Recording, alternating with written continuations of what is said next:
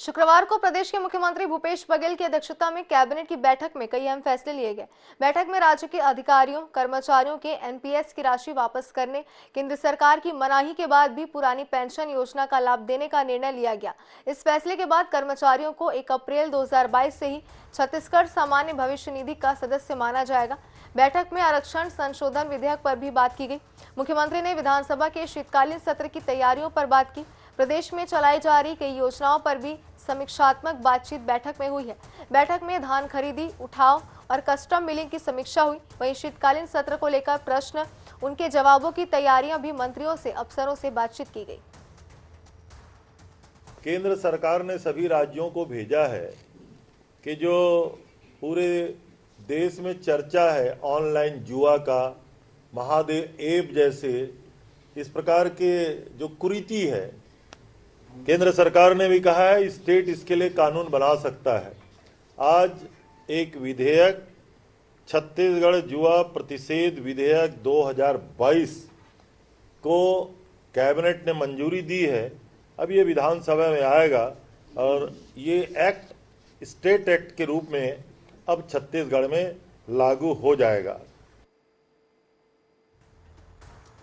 चलिए, इसी खबर पर ज्यादा जानकारी के लिए हमारे संवाददाता स्वप्निल गौरखेड़े हमारे साथ जुड़ गए। स्वप्निल, सबसे पहले आपसे जानना चाहेंगे, मुख्यमंत्री भूपेश बघेल की कैबिनेट की बैठक हुई, इस बैठक में किन किन अहम मुद्दों पर इस चर्चा की गई है? जी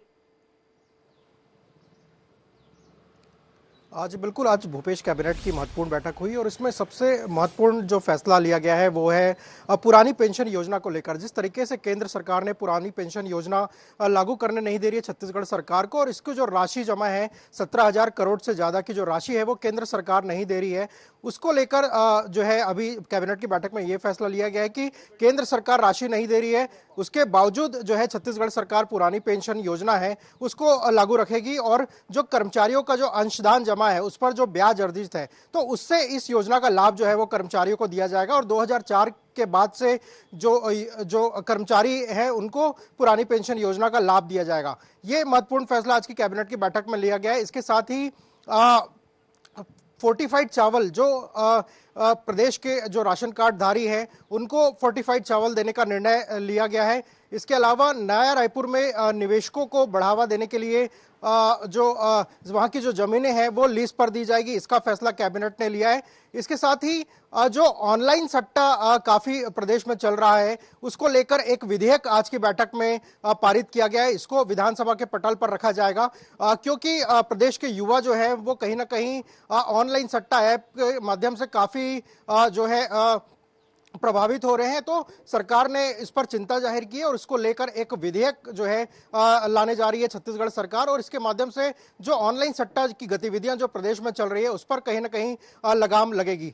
इसके साथ ही मुख्यमंत्री संपदा योजना है उसको कैबिनेट ने मंजूरी दी है। इस योजना को समझा जाए तो जो निजी भूमि है वहां पर जो है कास्ट आधारित जो पेड़ है वो लगाए जाएंगे, जिससे किसानों की आय जो है वो दुगनी की जाएगी।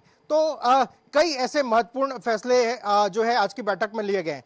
दूसरी बात, जो आरक्षण संशोधन विधेयक को लेकर राजभवन और छत्तीसगढ़ सरकार में जो तकरार देखने को मिल रही है उस पर भी इस कैबिनेट में चर्चा की गई है, लेकिन ऐसा कोई निर्णय इस पर नहीं लिया गया है और न ही कैबिनेट की ब्रीफिंग के दौरान मंत्री रविंद्र चौबे ने इस पर कोई जानकारी दी है। लेकिन जिस तरीके से राजभवन में जो इस पर रोड़ा अटकाया जा रहा है उसको लेकर कहीं ना कहीं चर्चा की गई है। साथ ही जो शीतकालीन सत्र जो होना है उसके संदर्भ में भी आज की बैठक में चर्चा की गई है और विपक्ष को मुंह तोड़ जवाब देने के लिए कहीं ना कहीं रणनीति तैयार की गई है। जी स्वप्निल, बहुत बहुत शुक्रिया हमारे साथ जुड़ने के लिए और बैठक से जुड़ी तमाम जानकारी हमारे तक पहुंचाने के लिए।